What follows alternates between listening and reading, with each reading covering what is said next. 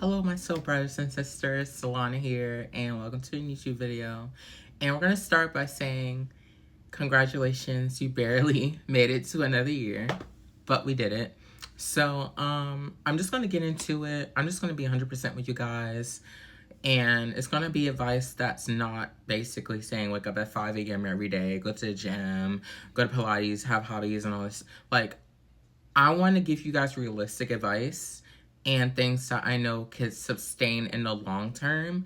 And I have something really important for you guys at the end that will help you guys throughout the year greatly.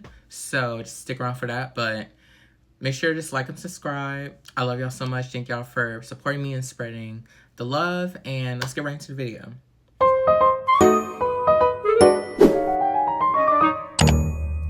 So the first step is going to be the hardest step. And I think that it's best that you get it out the way now, so you don't bring anything into the new year that you don't need to. That could be relationships, friendships, anything that is what I like to call an energy drainer. So an energy drainer is something that literally takes away your drive to do better, be better, or, it doesn't give you the space to improve or grow. And there are a lot of those things in this world today. So like, energy drainers can be people, it could be bad habits, it could be a space or an environment, or just things that are in your life that don't, give you good energy. So I definitely think that the first thing you should do is journal and reflect on what's exactly helping you and what's holding you back, and to literally exercise the self-respect to say, okay, this is holding me back and I need to let it go. No matter how hard it may be to do that, you have to, if you want to ascend into the person that you should be, that God put in your heart to be, you have to let it go. So I would definitely say journal and figure out exactly what those things are and let it go. Like, the first step is really about mental resetting and making sure you're in a headspace to even grow. So that can be setting intentions by I already got my vision board done, like knowing exactly what you want to do next year. What is it that you want from yourself? What do you want from others? What do you want to gain in the next year? I think that, having that already decided for you will literally set you up for success throughout the next year, because you have a clear vision of what you can and can't tolerate, what you will and won't deal with, and what you expect from yourself and others. And I think that's very important to set a foundation for anything. And fair warning, Luna is in the background, so you'll be seeing a lot of her, and Leo's literally right next to me. So he's just sitting there, supporting me as I make my videos. And so yeah, I want to say that unfollowing people that don't serve you, I feel like social media, if that's the first thing you wake up to, and it's just negativity or people you're comparing yourselves to, or it puts you in a space where you're not happy with yourself, I think now is the time to let that go and follow it. Make your For You page something that inspires you, doesn't take away. You know what I mean? So it's time to unfollow. It's time to get rid of clutter. It's time to let go. It's time to communicate respectfully if you're letting go of someone. Much love, but I deserve better, or I want better for myself. And yeah, I think it can be the hardest part, because it's something that you really need to have a little self-respect for sometimes. Understanding okay, I want this thing, or I want this thing to work, but I know that it's not for me, so I have to let it go. And who knows, it may be meant for you later on in life. You know what I mean? You may be in a stage of your life where you may not need that person, or you may not need that thing right now. You know what I mean? So I think having to let that go, something you may have found comfort in or coped with life with, I guess you could say. It takes a lot of inner strength, but I really do believe you can do it. And yeah, I just think that it sets a foundation for anything else we're going to talk about in this video. So that's the first step. Okay, so the second step is pretty damn simple. All you gotta do now is get rid of two things. The first thing is decluttering your space. So basically getting rid of old clothes, trash, cleaning your whole house. And if you think that's hard, I would definitely say segment it, like, okay, clean your bedroom one day, clean the bathroom another day, clean the kitchen another day. Like, if it's that bad, which I get it, girl, like, segment days, but make sure you do it before New Year. Okay, and then the second thing is getting rid of things with bad energy. So that could be a shirt from an ex.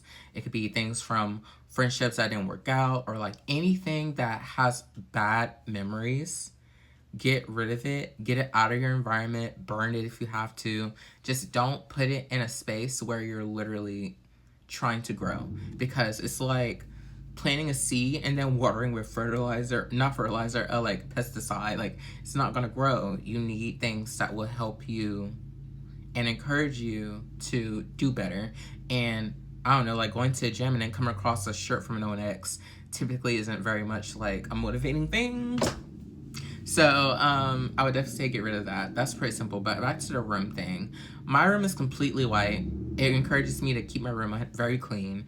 And I would definitely say, like, it definitely helps me wake up and be like, okay, I know where my gym stuff is, so I can easily get myself go to the gym. Oh, I gotta rush out. My clothes are together in the closet. Oh, like, I'm looking for one thing. Everything has a place. I can grab it. I feel like being in an environment that's clean really motivates you to be very productive. And I think this is very much like a scientific thing at this point, where it feels like if you're in a messy room, and I've been there, you gotta think like, oh, like I gotta do the laundry too and do this, because a life can be lifing and you still gotta do these things, you know? So making it easier on yourself and starting fresh and then maintaining from there, I think is so much better than like putting it off, and then the more it piles up, the more unbearable it is, you know what I mean? Or the more it's gonna take to do it. So just do it. And then going back to the second thing, I genuinely do believe that things carry energy. So, like, if I got a gift from someone that I value and I come across it, I'm going to smile. If I come across something that someone that cheated on me or something gave me, I'm going to be upset because it's going to bring me back to a time and space where that happened, right? I just really think that, like, holding on to things physically is just as detrimental as holding on to things mentally, like, in your life. So I feel like letting both of that go, again, sets a very stable foundation for success moving forward, because it leaves you a space for yourself. It doesn't leave a space for these negative things or these negative people. You know what I mean? Okay, now we're going to get into something I was kind of talking about earlier, which is like decluttering your phone and your social media stuff. So I would definitely start with like, don't even get on social media just yet. I would definitely start with like your gallery. Anything you got no business having in there, get rid of it. It could be a picture of an ex or anything from your past that you may be away from now. Get rid of it. Like, it's not gonna help the situation. It's not gonna bring anything back. And reliving in the past has never been successful, you know, if you want something better in the future. So, and it's also like, it also convinces you to make like not very smart decisions. So, you know, like anything that like doesn't bring you like any good feelings, let it go, like delete it, get rid of it. Just, if you gotta like mass pick everything to just hit that button, delete, done, do it, right? Decluttering, getting rid of like contacts you ain't got no business having. You know, like unfriending people, like right now we're getting to social media, unfriending people and adding people. Things that don't serve you no purpose anymore, that negatively affect you, get rid of it. Unadd it, unfollow it, delete it, block it. I think that it's different when it's like someone that probably doesn't have like any effect on you. Like, oh, if it's someone that's like, oh, like, you know, they're cool. Or, oh, just, you know, they don't have nothing like, they don't do nothing like to you, I guess. Like, you know, keep that. Like, I don't know, it doesn't matter. I don't care. But like having things that like just aren't not good for you on your phone, it's your phone. Like, how are you gonna feel sad and have things that affect you on your phone? So another thing is like the algorithm really works your brain. So make sure you follow things that motivate you, that make you feel good. Like, even if you wake up in the morning and get on your phone, go on something that makes you feel good. It makes like, that's like, okay, like I'm ready to start my day. I'm ready to do exactly what I see right here. Not exactly, because you're not that person, but having inspiration is the best thing you can have. So I would say declutter your phone, declutter your technology, get rid of things that you have no business having. And yeah, that's step 3. And I think that's also a pretty big step, because it's like you can get rid of things physically and get rid of things mentally, but if you come across on your phone or anything like that, or you still have them, like it's still going to affect you regardless. So it kind of goes hand in hand with both of those things. So I would definitely say please do it. So important. Okay, so now that we've set the foundation, now it's time to actually do the work. So now it's time for goal setting. And I know like a lot of people, like we tend to like make unrealistic goals, I feel, because we're like trigger happy. But I'm gonna get into that, like the big tip at the end of the video, like why that doesn't work. But I can say right now that like setting a goal at the beginning of the year and knowing deep down that you have like the whole year to accomplishment, that sounds good. But then when you realize that you take that time for granted usually, and you're like, oh, like I still have this time, I still have this time, and then the year goes by and you're right back at square one, it's not a good feeling. It makes you feel like you wasted a whole year. So I would definitely say at least plan 3 really big goals, like 3 huge goals that you know like are gonna my cat has to zoomies. 3 really huge goals that you know that are accomplishable if you really put the work in. And we're gonna get into the segment of that, like how to accomplish that later. But setting goals that you know you can accomplish within a year and working on that as you go throughout the year. You know what I mean? So it could be, oh, like I want to pay this off, or oh, I want to get a car, or I want to start a business. Like things like that are accomplishable. Saying, oh, I'm going to be a millionaire though, it's accomplishable, but it's not realistic depending on where you are in life. You know what I mean? So, and I'm all about positive affirmation. I'm all about alignment, manifesting it. But I'm just saying in a normal day-to-day basis, you're not going to just get $1 million in a day. You know what I mean? So it's possible, but I would just start medium, not small, medium, and then work my way up, because I feel like it's just more doable. And I feel like setting unrealistic expectations can really ruin something that you're going for, because that kind of goes hand in hand with perfectionism. And if you're a perfectionist like me, if it's not done right, it's not going to work. The second part of the goal setting process, I'm sorry guys, my cat the zoomies and like it was all over the place. But the second part of that is also romanticizing your progress and not, again, like working on perfection.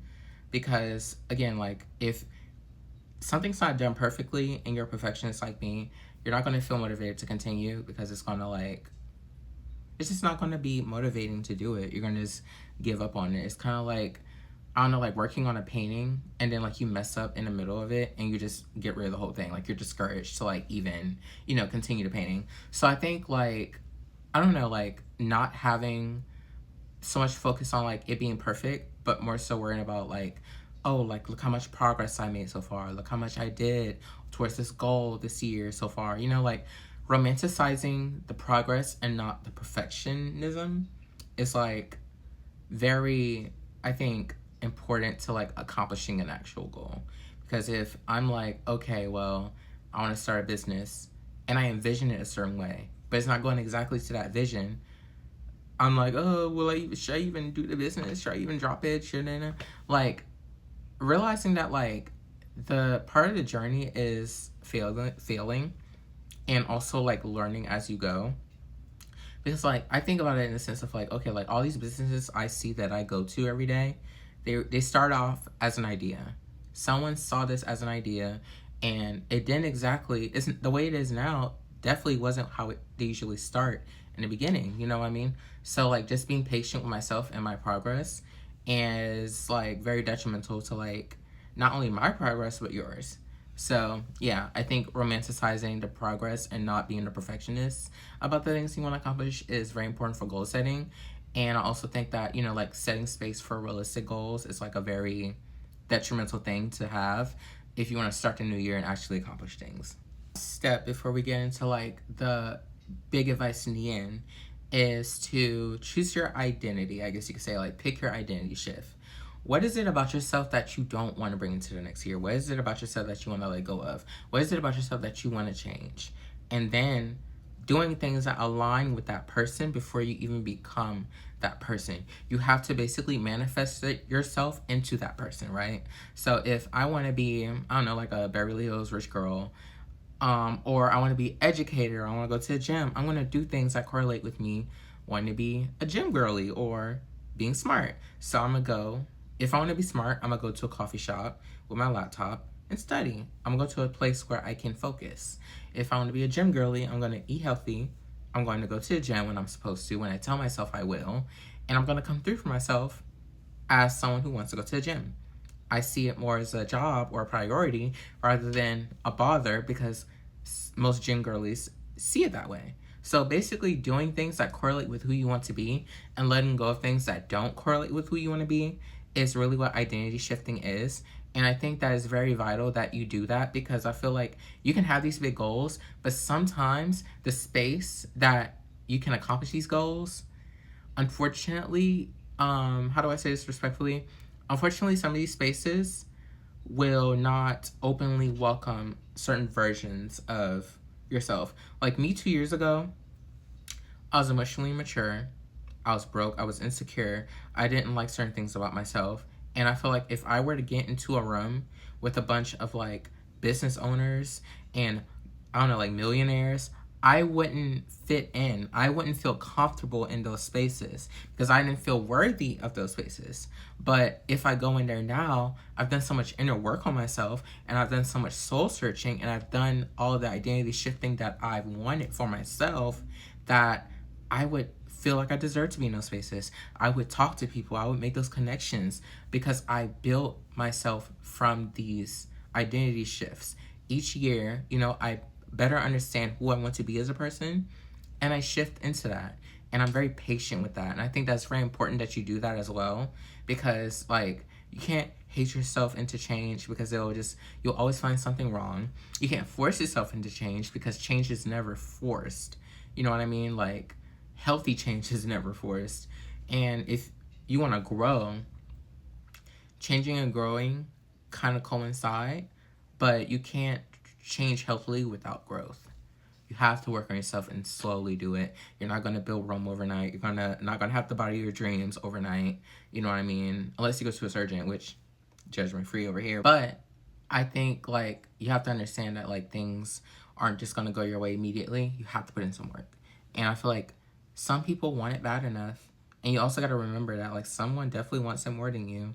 So you have to work hard, because the time will keep going, the world will keep turning, and whether you stay in the same spot or not is up to you. I feel like if you're like, you could like stay right here, but if someone's going up here, that doesn't affect you right here. You know what I mean? So you have to do it for yourself, because if you're just sitting here idly and you're looking at everyone else, and then everyone else is doing this, you're more concerned about what they're doing rather than you bringing yourself up. So I think being very present and very aware of like where you are in life is good, but also like don't compare yourself and where you are to the next person, because they don't know your fight, you don't know theirs. But if you want it bad enough, you'll make it happen. We all dealt hands, some fairer than others, but what matters is how bad we want it. How much work are we going to put in to get that life that we want for ourselves? You know what I mean? Because everyone has a dream life. Anyone that doesn't is lying to you. You hear me? Like everyone has something or ideal situation or ideal place they want to be at in life, within it, whether it be now or at a certain time, and they're either working towards it or they're maladaptive daydreaming like I used to. So yeah, I think identity shifting can be a very vital thing when it comes to like improving as a person, and that coincides with like goal setting. But yeah, that's the last step before the big advice, and I'm telling you, this advice right here is going to change your life. So the big advice that I have for you is something that I implemented in my life personally, and it's the 3-month year. The 3-month year is basically something that I just like learned from someone else, and it's basically saying like, okay, let me explain where it came from. So we set a goal, we have a whole year to accomplish it. It's very likely that we won't rush to get it done, or we may rush to get it done in the beginning because it's the beginning of the year, and then fall off at like February, March, and then we're like, okay, we have a whole year. Year passes, we're square one. So a 3-month year is basically like we divide the year and we have like, I think like 4 new years. So 3 months, then we get from 3 months, we got 6 months, then we got 9 months, and then a year, right? Currently I'm on my last one, and I would like to say that I've achieved a lot more this year than I've achieved in my whole life, and I did so much this year that I've achieved in my whole life. And my life is very structured because of this method. But let me explain it to you. So you have a goal. Let's say it's starting a business. In your 3-month year, so you have a new year and you have a start date. That start date, you're like, okay, I want to do this, this, and this in these 3 months. Once that 3 months ends, now you have a space to reflect and be like, okay, what did I accomplish in these 3 months? What do I work on in the next 3 months? So it definitely holds you accountable a lot more than like one New Year's ever could. And it also keeps you like, forward and always moving with progress when it comes to whatever goal you may have. So it's basically segmenting a big goal to make it more achievable. And if you can do more, that's good. But you're always working on it. You know what I mean? Like, so in a 3-month year, if you want to do certain things this week, like, I don't know, like, oh, this week I'm going to buy the rights to the business. Next week I'm going to do inventory, this and third. That's great. That's a lot of progress. But what's important is that, we're consistent and we do these 3-month years and we're very reflective and honest with ourselves with our progress, because I think you get so much more out of it when you do that. So I would definitely say get a planner, get you a journal, and each 3-month year, like each new year of your 3 months that passes, so like from January to March, late March to, I don't know, like May, June to October, October to December, like you journal at the end of it, what did I accomplish, what do I want to do, so on and so forth, and you just continue from there. It really does like challenge you to like improve. And I think that, being able to sit there after 3 months and be like, oh, okay, like I did this, this, and this, it makes you feel good. It actually motivates you to do more. So that's it for this video. I think I've yapped on enough, and I really hope that you guys have an amazing new year, new goals accomplished, new person. You just continue to grow and be great and have an amazing life, because you all deserve it, and be consistent. And I think being patient and consistent will get you so far. I love y'all so much, and I'll see y'all in the next video. I'm gonna make another video, basically, I don't know, like addressing the New Year's jitters. It should be a very calming one-on-one video, so I really hope y'all like that. I love y'all so much, my soul brothers and sisters, and I'll see y'all in the next video. Bye.